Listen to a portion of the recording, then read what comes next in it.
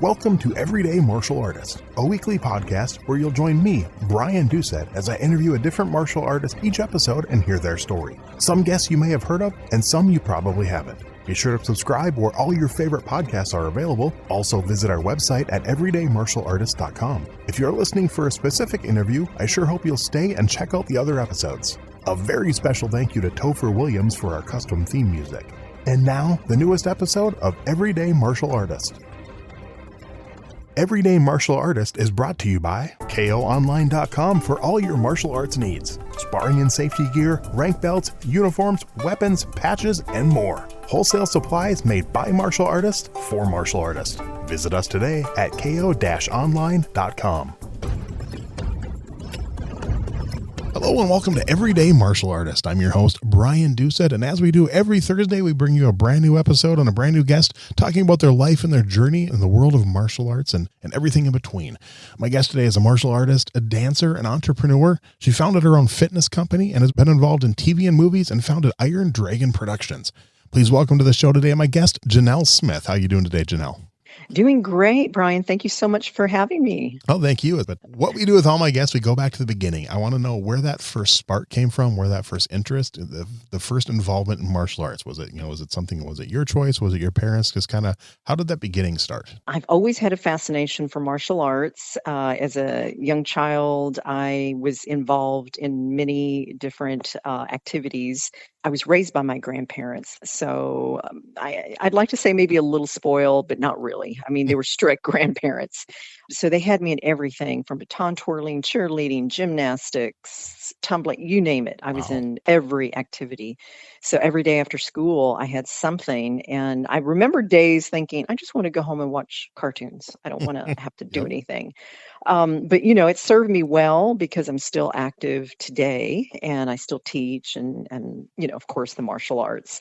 I would say it probably started very young, watching Kung Fu Saturday afternoon, Kung Fu theater. Okay. Yeah. As a kid, every Saturday afternoon, I just remember, it's Kung Fu theater time, and turning on the TV and watching, Bruce Lee or all the old, Shaw Brothers, you name it. I just loved it all. Okay. And that was a little girl. But, when I was growing up, martial arts wasn't really something little girls did. Mm-hmm. So I was in everything else. Like I said, dance, baton twirling, cheerleading, very active.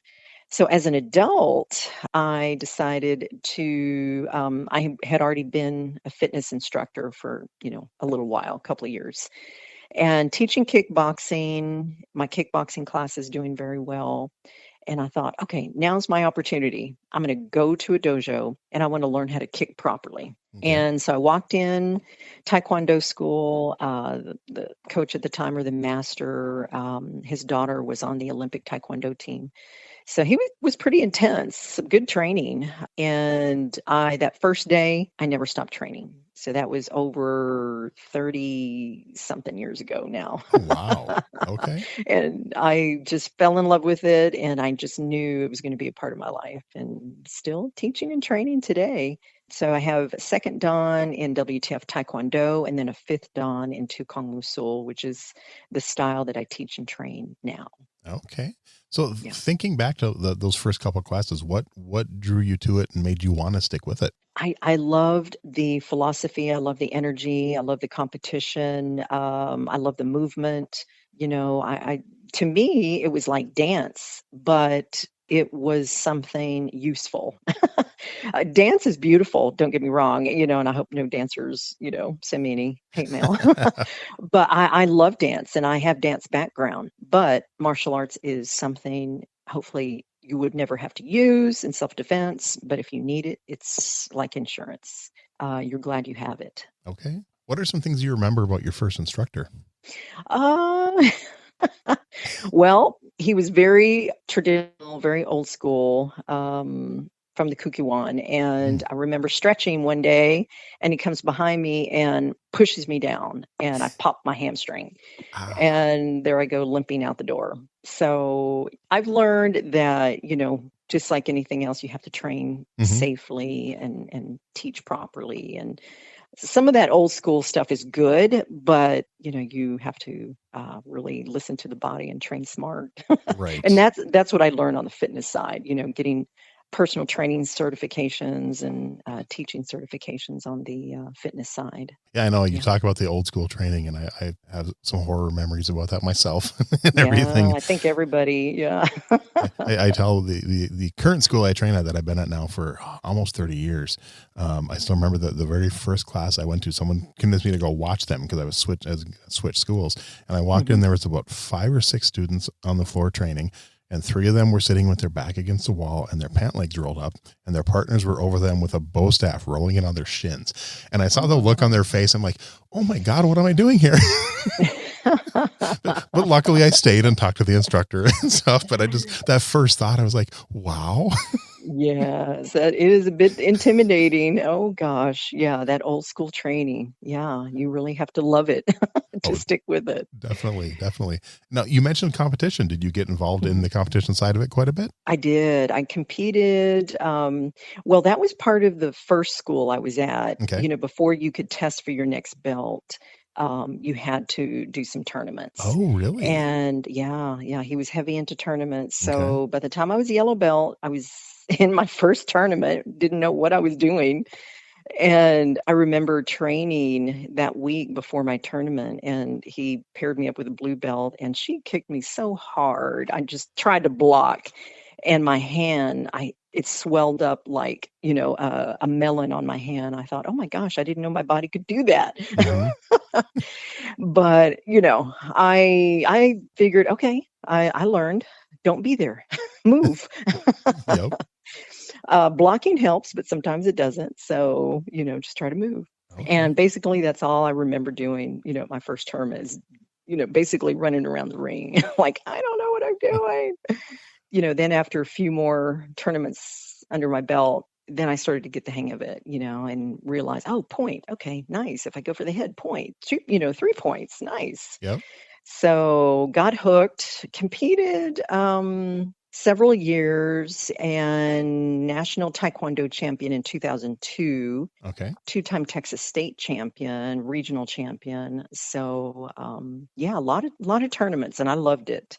I loved competing, and at that time, MMA was starting, to kind of make a noise. Right. And yeah, I wish it was at the same time that I was competing, because I definitely probably would have jumped in the octagon or something. Really? Okay. Oh yeah. Oh, very cool. So what did you compete in? Mainly just sparring? Did you also do up weapons and pattern? Yes, yes. So katas or Yep. pumses, yes, and also sparring. So I Okay. loved them both. I loved competing in both. And then some tournaments, like open tournaments, you could also do self-defense. And so I tried to do a little bit of everything, and I really enjoyed it.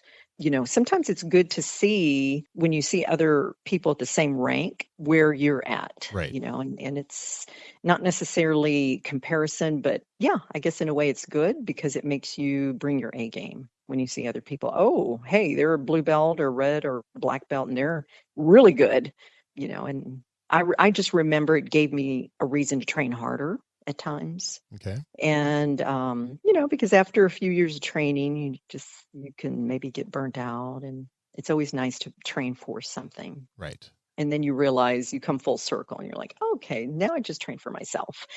Nice. So I got to ask, did you have a go-to weapon in competition or did you change it up? I really didn't. In the current style that I train in, we have sword, we have bow staff, we have nunchucks, we have knives. I'm trying to think what else. Yeah, but I really didn't have any go-to. I think I prefer just regular open hand, Okay.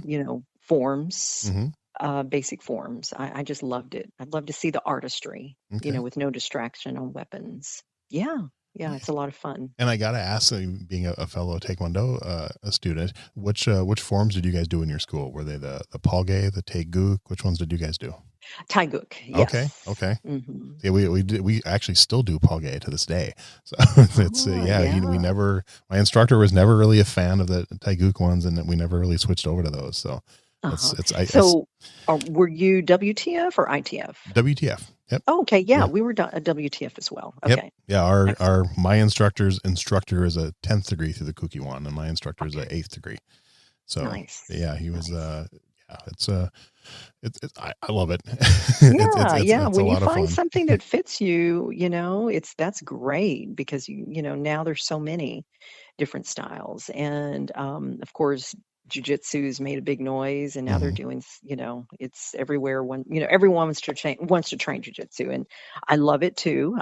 Definitely see the value in groundwork because most fights go to the ground. Hmm. But I love styles that train distance theory because that's what I do, distance theory. Okay. So fighting close combat, fighting ground, fighting weapons. I think it's good to be well rounded. So at what level did you start teaching, and what made you want to teach? Is that something that did your instructor just kind of say, hey, you're teaching class today, or was this something you sought out to do? I sought out because I have always kind of had the teacher mentality. And I learned early on that when you teach something, it helps you to learn better, Yes. whatever you're teaching. So Definitely. it's always good to teach. And, my fitness background, being an instructor prior to martial arts, I was already, teaching Okay. just different things, from boot camps to kickbox to step class to cycle, personal training. So I did everything in the fitness arena. And, being able to add the martial arts was the best for me. I know I tell students all the time that, I don't want to help teach. And I say, look at my two notebooks I have. Look at my notebooks from when I was just a student, and look at how the different notes for the same techniques from when I was a teacher. Hmm. It becomes, it's Yeah. so much different, so much more in depth. You learn the technique better. And they're like, oh Yes. yeah, that makes sense. Yeah, absolutely. That's so true. That's so true. Every student should teach. Agreed. Yeah, it really opens their eyes to the techniques, and they discover if they really know it. That is true. 100%. So Yeah. what do you think has changed about your teaching style over the years? Hmm. Good question. Maybe I'm a little bit more laid back now. I'm not as intense. I'm just I want people to enjoy it, and I want people to continue their training for a long time. And I just want to be one of those teachers or instructors or masters that people will look back and say, "Oh, well, Master Janelle said this and taught me this." And Hmm. I want it to resonate with them, and I want to make that connection with them. So make it enjoyable, make it fun, make it, I want them to learn and realize that, martial arts it's about martial arts, but it's so much more. Right. All right. So then, thinking to that first martial arts school, that first Taekwondo school, how long did you stay there? And then what was your next step in your martial arts journey after that?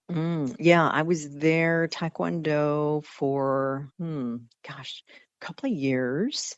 And then, so I was busy competing and training, pretty involved with Taekwondo. And I remember teaching a kickbox class. And I love telling this story to my students. But I looked up and it was a packed class that night. But I see someone on my back row, a shorter gentleman, but his kicks were amazing, and he caught my eye, and I thought, wow, he's really, really good. And he's just 200%. And I knew at the time my classes were hard. My cardio endurance was really good. So I really pushed my students. And after class, he came, approached me, and he's like, I'm a two Kong master and you kicked my butt. And I'm like, oh, okay. What's two Kong? And he showed me one of the black belt level forms that still to this day is one of my favorite forms. And his name is Master Jay Davis, my first two Kong master, and introduced me to this style. And I said, that's it. I want to learn. Please teach me. So I, stopped training Taekwondo and started training two Kong and transition. It took me about a year, and then he was out for a little while with knee surgery, so I was able to go and train with his master, which is our grandmaster of the style, Grandmaster Waniki. And, once I started training with Grandmaster Yi, I thought, oh, I love it. I have to continue my training with him. Okay. So, yeah, and I've never stopped. So obviously, like a lot of people, before I found you, I had never really heard of that style, and I know a lot of martial Hmm. arts styles. So just a little bit about it. What makes it a little different, and just describe the style just a little bit. Well, as I mentioned earlier, Yep. it's Grandmaster teaches distance theory. Hmm. So we learn how to fight at every distance, from close combat, elbows, throws, takedowns. So it's got a little bit of judo. Grandmaster Yi's background, his family, I believe grandfather was a judo master. So we've got some judo. Of course, we've got the kicking like taekwondo because it is a Korean style. Hmm. And I think the main thing, of course, the number one thing was Grandmaster Yi was raised in a temple in Korea. So from age 5 till 19, he was at the temple training martial arts and Wow. Buddhism Okay. in Korea. And after he left the temple, he joined the Korean military. And from there, they asked him to create a fighting style for the Korean military. And that's where Tukong was developed. He created it for the military. So it's got some definite kill, maim, destroy, I call it, Yep. but it's got the artistry. Which I love. I love the forms in this style. But yeah, you can Google Tukong and a little bit of history on that.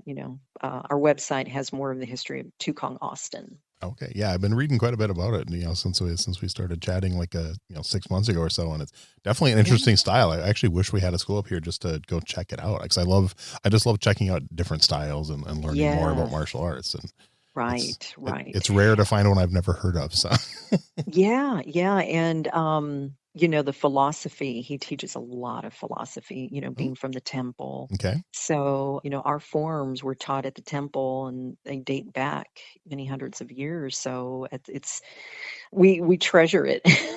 okay, good. Maybe that's why you don't hear about it as much. I don't know. Could be. But yeah, I'll have to, maybe I can make a trip, or if you're ever in Texas, you'll have to come and train with us. Oh, definitely. Like I said, I like traveling, and who knows where my next kids will end up in school. So maybe they'll go to There you Texas. go. Yeah. That'd be good. Cool. So to shift gears a little bit, then how did Mhm. the TV and movie part of your life start? Actually, from the martial arts, I Okay. have to admit, it's really not anything that I sought after. It was just there. The opportunity presented itself. Grandmaster Yi worked on Sin City. He choreographed Devani Oki, and he also trained Frank Miller. So Oh, they both came to the school and trained with Grandmaster Yi, okay. and they're both honorary black belts in Tukong. Nice. And yeah, it was amazing, to have Frank Miller, train with Grandmaster Yi. So I think people recognize it's a unique style, Hmm. and it's definitely something anyone that discovers it, they immediately want to learn. So from there, after he started, working on that film, we had a lot of actors and actresses contact the school about training martial arts and stunt fighting. So we developed a stunt organization called Fighting Stunts. And I want to say this was maybe 2005, 2006, Okay. somewhere around there. And it did really well. So we were the only stunt company in Austin at the time, training many actors and actresses. And I helped work on a lot of short films, doing stunts in action, and, Grandmaster as well, working a lot of films. And, we enjoyed it. I loved it, and I realized, wow, this is something I could really continue doing. So jumped in on the producer side, and I learned the ropes, Okay. talking to a lot of producers, a lot of studio owners, learning as much as I could about the producing side. And that's where Iron Dragon Productions was born. Okay. And talk a little bit about Iron Dragon Productions and definitely Iron Dragon TV. Yeah, so Iron Dragon Productions is my production company. I guess I think I developed it back in 2005, 2006, shortly after our stunt organization, was launched, and started developing projects, writing projects. I can't really tell you how many short films or how many films I've done now, but still working on a few. Right now, I have a feature called Nova that I helped produce, and I did the stunt work on it. It's being looked at by a few different distribution companies, so hopefully we'll have some news about who picks it up and where Cool. you can watch that. And then I'm getting ready to work on two more projects coming up. Another sci-fi action film called Orius, which I'm pretty excited about, and that's with the same director that I worked with recently on Nova. Okay. And yeah, and Iron Dragon TV. So Iron Dragon TV, I launched. I think it's been like 6 or 7 years now. Okay. And it's a standalone channel. So we're on Roku, the app, you can download it on Google Play, Apple Store, Amazon. And we're getting ready to launch a live channel. So I'm pretty excited about that. Okay. It'll be a linear channel, which Mhm. means, you can click on Roku and we'll have different films, going on and different content streaming on the live channel. Okay. Yeah, so Iron Dragon TV, that was probably my hardest, most challenging endeavor because it's not only film work, the industry of film, but it's on the tech side. It was a lot of learning, big learning curve on the tech side, Okay. developing the app because well, I'm not going to go into the boring details, but it's a lot of work. Right. And then what I was just reading about, what is Action Fest? Okay, IDTV Action Fest is a festival we're going into our 6th year. I Okay. can't believe it's already 6 years. Wow. So it's a way for me to help give back to the, action stunt community with up and coming filmmakers to submit their films and promote their projects. And, they also get a deal to stream their content on Iron Dragon TV. Okay. So it gives them a platform, so to speak. And that's Yeah. completely open to the public too. Anyone can come to that? Yes, Oh, very yes. cool. Okay. Now, unfortunately, because of the pandemic, the Nice. past 2 years, Yeah. we have just done an online event. Right. But I'm really hoping this year, we can do something in person. So Oh. I'm working towards that now. That would be good. I hope Yeah. everyone can do stuff in person this I year. know. Yeah, we miss that interaction with people. So fingers Nice. crossed. Oh, definitely. So let's say someone approaches you and they've never done martial arts in their life and they heard you did Mhm. martial arts. They want to know, they're thinking of getting involved and they just want to know what's some advice you would give them, what to look for, what to avoid in schools and instructors. I would say give them, take some time. I even did this personally. I went to the school, I sat and watched, and I remember sitting there watching Grandmaster E teach and, just really trying to see his style of teaching, trying to see, the students, the level of the students, how the students are, if it's an effective martial art. There's always those boxes that you should check off. Mm-hmm. Definitely give yourself some time. I went, let me see, I think it was 3 visits before I decided. So Okay. I went to 3 different classes, sat and just watched. Then I was able to decide, do I really want to do this? Do I really want to change styles and invest more time in starting from, white belt again? Because that does, that's to give up your years of training and give up your black belt. It's kind of hard. Yeah. But I knew that's the style I wanted to learn. And I knew it was an effective art. And I really enjoyed the self-defense as a female, the self-defense aspect. Right. Having trained in Taekwondo, it's a beautiful art, but there were still some things missing that I felt I didn't learn and I needed to add to my skill set. So now I'm able to share that skill set with other young women, and I teach self-defense for the University of Texas for a sorority called the Texas Sunshines, and I've been their instructor about another 5 or 6 years. Wow. I'm pretty busy. Very cool. But I just teach them once a month. Okay. But I put them through the ringer, and these gals are incredible. Great sorority, and they train hard with me, and hopefully I can keep them safe. Mhm. It's when your kids are at school, every young person should take a self-defense class. Agree. Yeah. Yeah. Well, and I like that you're doing it. Yes, it's definitely not like a weekly thing like your regular martial arts class, but you're at least doing it more than once. So there's so many people go to these one-time self-defense Mhm. classes and think that's Mhm. going to help. And if you took a self-defense class 15 years ago, the odds of that stuff coming back to you when you need it are Yeah. slim to none. But if you're doing it consistently over a period of time, you're going to retain some of that. Yes, definitely. These gals really work hard, and it's such an honor to teach them. And we actually I partner with them, the Texas Sunshines, because I'm also a board member of PACT, Partners Against Child Trafficking, and I've been a board member for a couple of years now. And so when I teach, they charge, the students to go to the self-defense class, but all that money gets put back into the nonprofit Nice. PACT, Partners Against Child Trafficking, to help raise awareness about human trafficking, and kind of goes hand in hand with me teaching self-defense. Okay.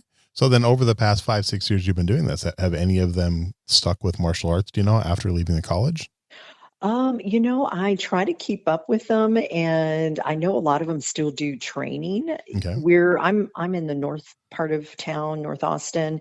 A lot of these gals live central, so they definitely do keep up with their training. Okay. And they reach out to me, Master Janell, I'm doing this, and so I constantly encourage them, and I'd like to think I'm one of their mentors, and I try to keep them on track.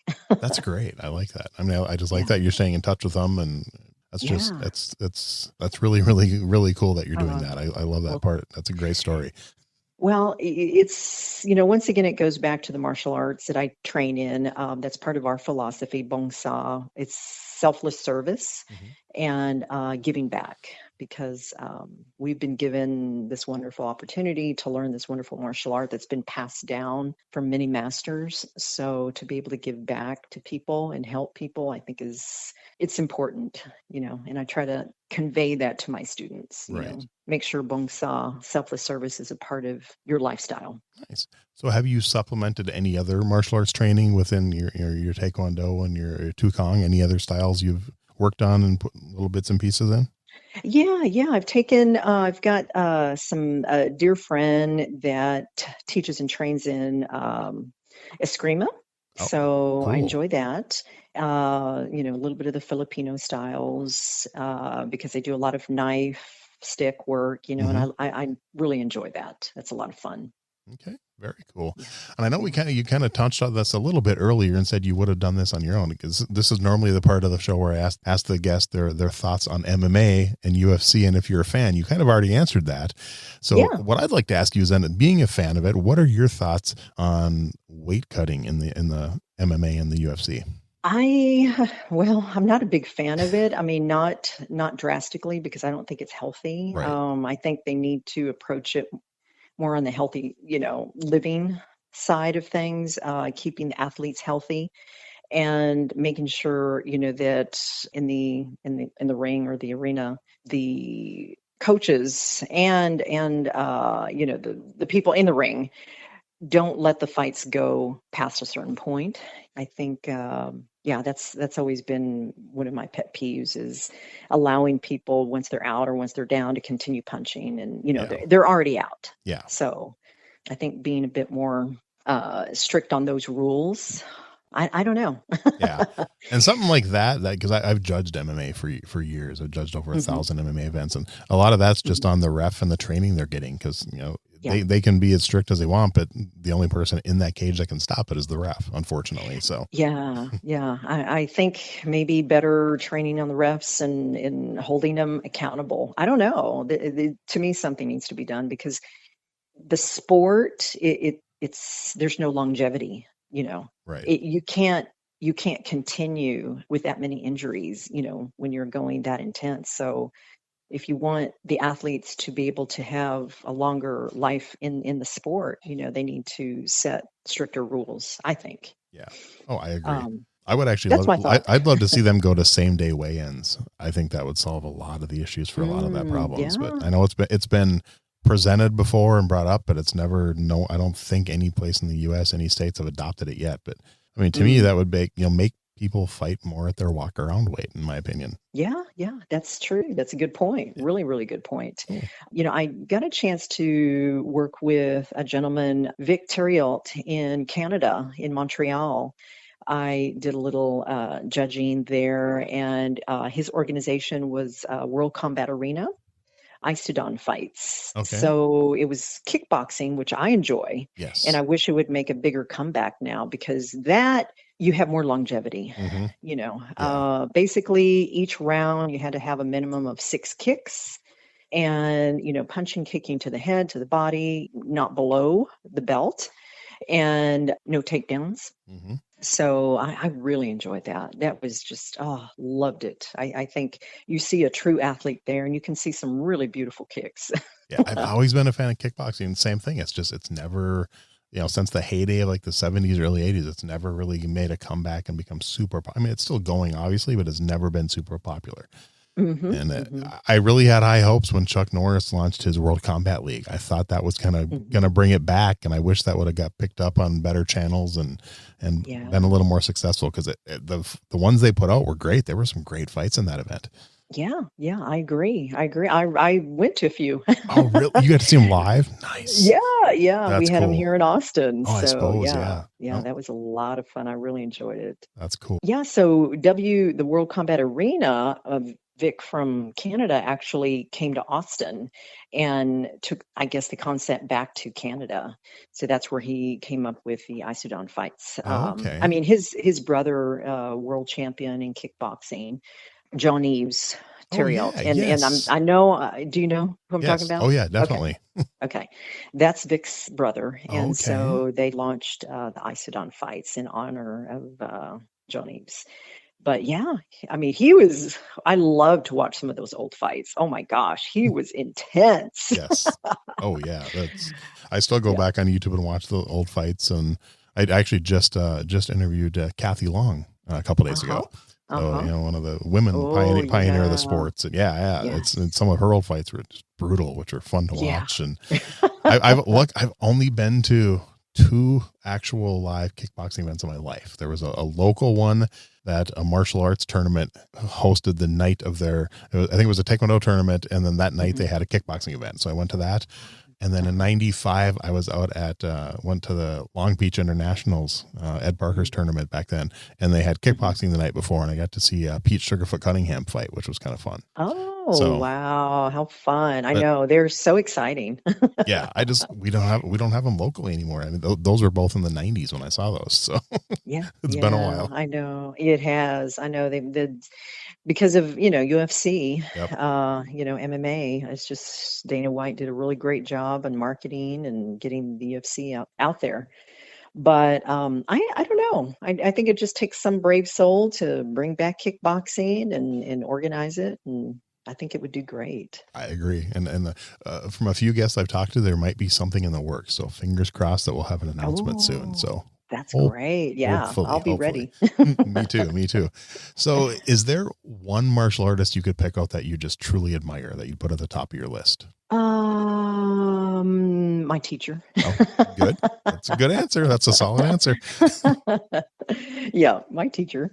I still love to, when I was able to visit Korea in 2019, we had a black belt test, and it was wonderful seeing him. He's back in Korea right now. Hopefully he'll be back in Austin this year, or, we may make another trip to Korea for testing. Yeah, still an amazing martial artist, amazing human being, humble, I always, my thinking was if he was a little bit more comfortable with being up in front of the camera, he could have been the next Bruce Lee. He's that good. Okay. Oh yeah. That's yes. He definitely had the look and the ability and the talent and the skill. And I mean, he's basically a modern day monk, He's my hero. Oh, that's good. Very cool. Yeah. All right. So I know you mentioned before that you liked a lot of philosophies you've learned. So is there one or two of those philosophies you learned over the last 30 plus years that are just truly important, you keep coming back to in your everyday life, you still teach to your students to this day? Oh yeah. Philosophy is a very important part of our style. So every class, 3 times consider, 3 times patience, 3 times forgive. And you say each one of those 3 times. And if you still feel like you need to use your technique or fight, then do it. Okay. But 3 times consider, 3 times patience, 3 times forgive has saved a lot of people from me. Wow. Nice. Yeah, I'm like, oh gosh, help me. That's great. Hey, I like that. Once again, I've always loved philosophy, and the philosophy is a big part of training, and I think makes for great martial artists. Okay. Yeah. Good. Cool. Do you have a favorite martial arts book? Favorite martial arts book? Well, I mean, it's kind of martial arts related. I'm looking at my library right now. It is, well, I've always loved The Alchemist. Okay. That's one of my favorite books, The Alchemist. And then my other favorite book that I pick up every so often is Warrior's Words. And it's actually a dictionary of military quotations. So it's from all the great leaders, generals throughout time. Okay. And yeah, very motivational. So actually, right now, I started a book back in 2014 or 2015. And as we all do, going through things in your life, I'm put it down because I got busy and sidetracked and I wasn't ready to finish it. So I just put it to the side. A couple of days ago, I thought, okay, now's the time. I've kind of come full circle. So hopefully I'll have news about finishing my book finally. Oh, very cool. I look forward to that. You'll definitely have to let me know when that comes out. Yes, I will. Okay. I will. So now this question, not all my guests have an answer to. It kind of depends, but I'm not sure if you were ever a video gamer, but if so, do you have a favorite martial arts video game? Well, I actually worked on a video game, so if that counts. Okay. From the martial arts training, I did some motion capture, mocap work. Cool. When it first started getting popular, and I was able to work on a Star Wars video game. Really? And for Xbox, yeah. Okay. And they didn't tell me at the time. Oh, okay. Okay. I think because they didn't want me to spill the beans or tell anyone, and so they kept it pretty vague. They gave me some parameters. They said, we want this movement, this type of movement, and that's from my martial arts and stunt background. They knew what I could do, so they said, okay, well, this is what we're going to do. We're going to put the suits on you guys. We want it to look like this and move like this. And I started thinking, this sounds familiar, but I don't know. And sure enough, when we start working on it with the company I was working with, Modus Digital, they're based in Dallas, I'd come to find out that it was for Xbox and it was a Star Wars video game. So I played one of the stormtroopers that falls over. Okay. And then one of my other stunt martial art guys plays, I guess it was Luke in the video game. Wow. And yeah, it was a lot of fun.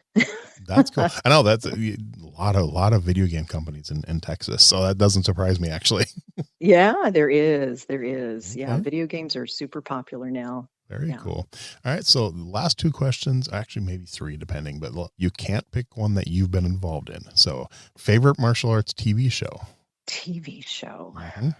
Oh boy. Maybe it's a guilty pleasure or something, but Yeah. Martial arts, huh? Gosh, I got films, but I can't think of any TV shows off the top of my head.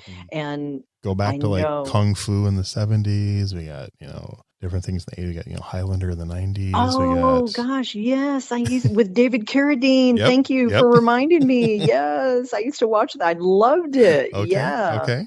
Yeah, and then another one. Well, I don't know if it wasn't a show. I think it was more movies. Okay. Billy Jack. Oh yeah, those are movies. Okay. Yeah, with Bong Soo-han. Yeah, Hapkido. Yes. Yes, I love Billy Jack. He was another hero. Yeah, I need to rewatch that one. I haven't dug that one out in a long time and watched it. So. Yeah. Okay. I'm going to put this foot right on the side of your head. There's nothing you can do about it. I love it. Yeah. And I remember if you remember in the early 80s when the movie They Call Me Bruce and They Still Call Me Bruce came out, and I think they were kind of making fun of that movie when he did that. Yeah. And if you remember that movie, yeah, he's like, with this hand, I'll hit your face. With this foot, I'll kick your head. Take a good look at my face. I'm an Oriental. And then, yeah, it was so cheesy and stupid, but they were making fun of Billy Jack with that. Yes. I know. Nice. And talking about cheese, I know a few people have talked about the current Netflix comeback of Cobra Kai, and so I need to watch it. So I'm going to try to watch it. Yeah. I don't know if you've ever listened to any of my early episodes, but my story is I started martial arts because of Karate Kid. So that the original Karate Kid has a very special place in my heart. So when they announced that was coming back, I mean, wow. And I've not been disappointed. Every season's been better than the previous one, I think. And I'm Yeah, that's what I've heard. Binge watched Yeah. them in days, and I'm so ready for season 5. I hope I don't have to wait a year, because I know they finished filming it like 2 months ago. So I hope they don't make us Oh, wait till next year to see it. I'm really hoping like this summer they'll be like, hey, guess what? So yeah. yeah, Oh, so well, good. I'll have to catch up and start watching them. Well, So I tell you one definitely. thing, if you have time before, rewatch the first 3 movies if you have time, because yeah, Okay. it's To still set good. the Well, stage. it's Hmm. great without it, but there's just Hmm. little things that, unless you, I mean, like me, I rewatch them once a year anyway, just because I'm a fan, even before Cobra Yeah. Kai came out. But even Hmm. I purposely rewatched them right before, because there's just little things that you may not catch. It's like, if you don't catch them, Hmm. it's not going to ruin the show. But you're Hmm. like, oh yeah, wow, that makes more sense now. So Oh, very cool. Well, yep, yep, definitely have to do that. I'll definitely catch up on all my Karate Kid movies cool. and finally watch Cobra Kai. You'll have to let me know. I'm curious what you'll think about it. So Yes, I will. I nice. will. All right. So this one, favorite, well, we kind of talked about it a little bit, but favorite martial arts movie. Okay, so my company, Iron Dragon Productions, I Mm-hmm. actually got the idea from one of my favorite martial art movies, Iron Monkey with Donnie Oh, Yen. nice. Okay. Yes, I've always loved Iron Monkey. Yep. So I thought, oh, Iron Dragon. Okay. No, that's cool. I Yeah. like that. Yeah. Okay. Yes. Uh, So Iron Monkey. I have to go back and rewatch that. It's been a while for me. yeah, I think it's been about 10 years since I've seen that one, but anything with Donnie Yen, and he's so good, I so know. talented. Me, yes. Anything with Donnie Yen. He's such a good actor, such a talented martial artist. Just amazing. Okay. Yes. And then this final question, especially I'm always curious with people who are involved in the industry on this one, but is there a movie you think that has, or which one, it doesn't have to be a martial arts movie. It can be just a regular Hmm. movie that had a good fight scene, but something that you think has just a realistic martial arts fight scene, ones that you see it and you just think they represented that martial art perfectly on screen, and it's just a great job, a good realistic fight scene. Hmm. Oh gosh. Oh, there's so many. Let me think. Oh boy. Well, one that pops in my head is one of the fight scenes in with Matt Damon in the Bourne movies. Yes. Yeah, Thank you. those are pretty cool. Yep, I mean, that's yeah. actually that's the reason I thought of this question, because of the scene in the park when he's sleeping on the bench and the 2 cops come up to him. Yes, That scene is yes. the reason I thought of that question for this show. Oh, there you go. There you go. Yeah, So I answered correctly. definitely.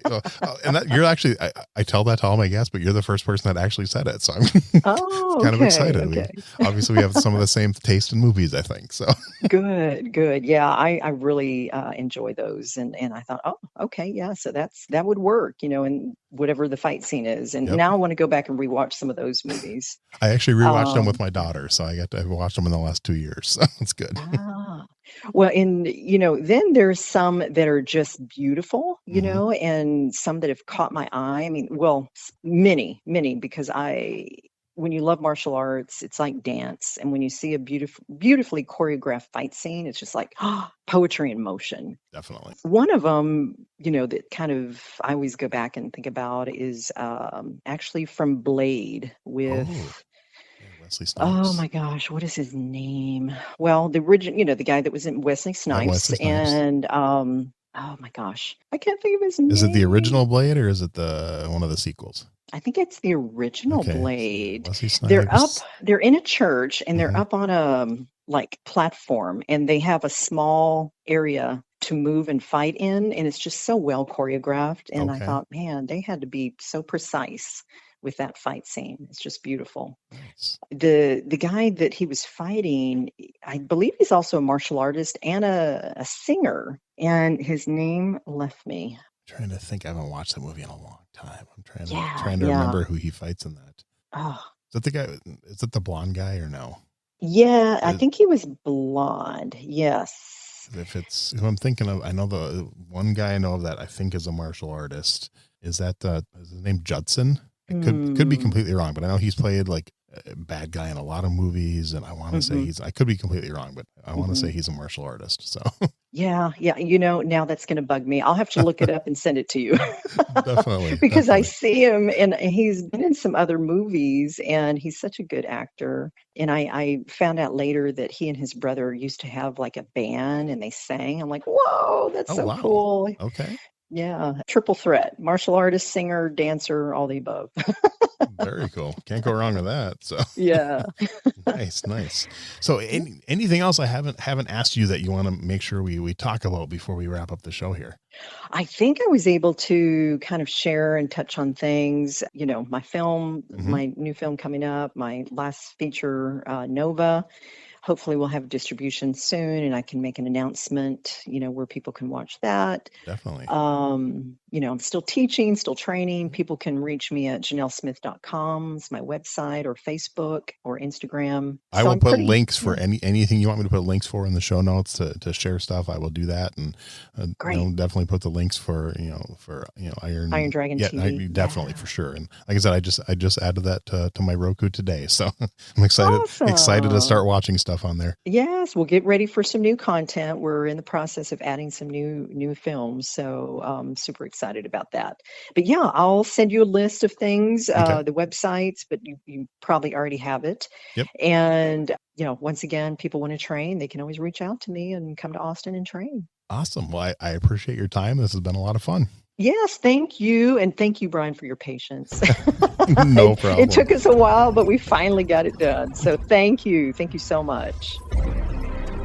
Thanks for listening to Everyday Martial Artist. We hope you will join us every week for a brand new episode with a different martial artist telling their story. If you enjoy the show, be sure to leave us a review. Also, be sure to check out our website at everydaymartialartist.com. There you can find all of our episodes and contact us to suggest guests and ask questions. Again, thanks for listening to Everyday Martial Artist, and we'll see you next week.